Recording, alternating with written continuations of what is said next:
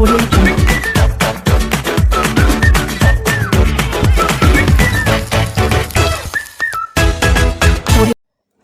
عليكم ورحمة الله وبركاته.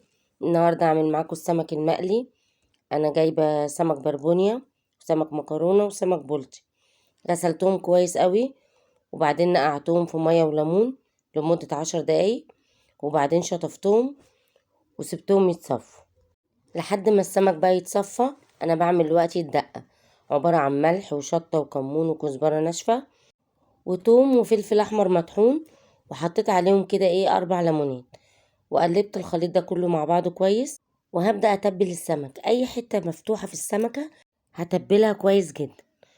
بعدين بقى انا عندي السمك البربونيا والسمك المكرونة، هحط عليهم بقى باقي الدقة دي وهقلبهم مع بعض كويس.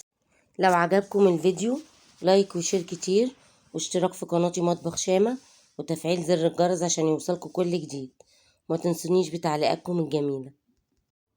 وكل كمية الليمون السلايس المتقطعة دي مش هنرميها، احنا لازم نستفاد بيها.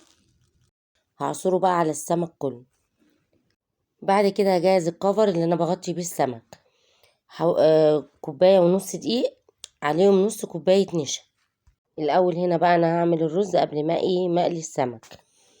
هنا انا حطيت ربع كوباية زيت وعليها بصلتين حلوين كده عشان الرز بتاع السمك بيحب البصل.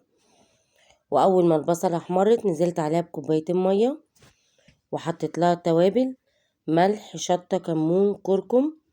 واول ما المية غليت كده نزلت عليها بالرز بعد ما غسلته كويس وصفيته، وهنغطي عليه. واول ما يتشرب على طول هنوطي عليه.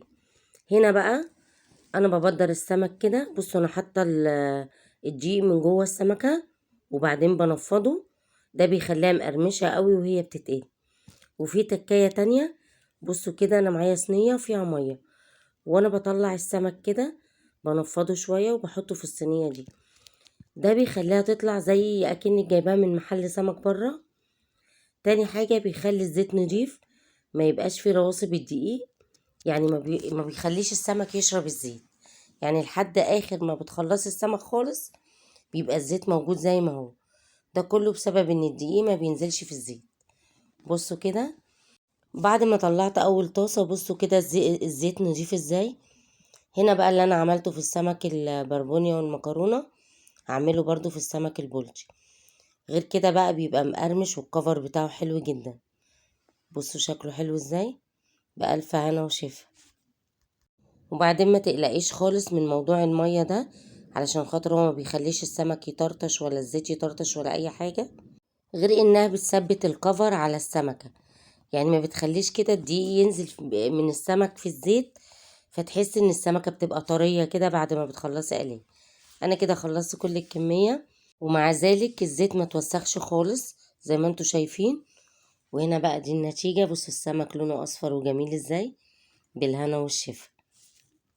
يا ريت تجربوا السمك بالطريقة دي، ولو عجبكم تقولوا لي في التعليقات ايه رأيكم.